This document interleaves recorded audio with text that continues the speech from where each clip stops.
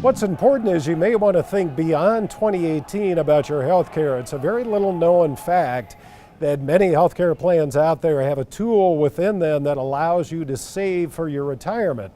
Let's talk about that. Joining us is Trey Peterson, local financial professional with Haven Financial Group.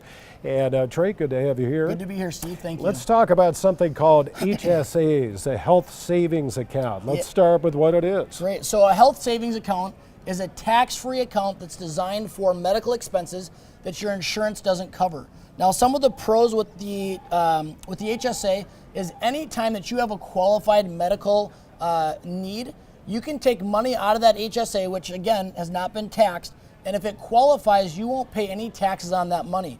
Where in your IRA, your 401k, if you go to draw on those monies because you don't have the deductible or maybe you need to come up with some cash for a medical, you have a big penalty. So an HSA can be very valuable for that reason. So tax-free going in or tax-deferred going in, and if you take money out for medical reasons, you don't get hit with taxes. Right, never get hit with taxes. And a big difference, a lot of people are unfamiliar, but if you have an FSA or a flexible spending account, there is a big difference between the two.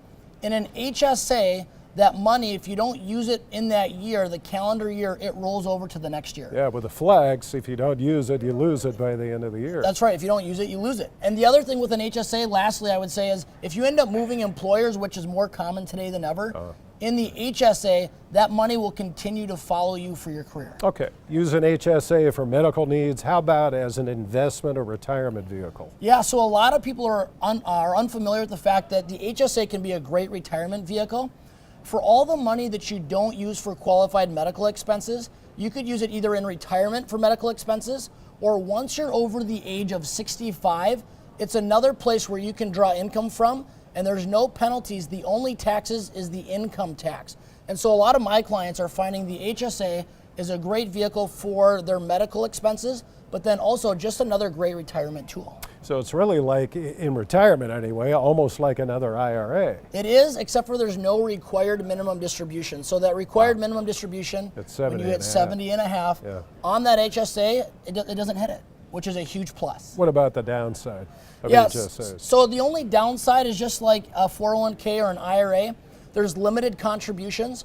For an individual, you can only put in about $3,700, and then as a family, it's $6,750.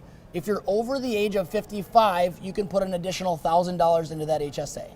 Any final comments on the HSA? Because it is kind of confusing, I think, for a lot of people. Plus, you have to have a high deductible healthcare plan to do it. Some people are a little bit worried about taking that high deductible plan. Yeah, so I think it depends on a few things. One, what's your experience? What has your health been like? The biggest thing I would say with the HSA is don't just start one. Make sure that it's part of a comprehensive plan that you've put in place. So my recommendation is sit down with a financial advisor that is strong in planning and ask him, when we look at my plan as a whole, my IRAs, my 401ks, my Social Security, would you recommend an HSA, and what impact would that have for me? Trey, good to see you. Steve, thank you very much.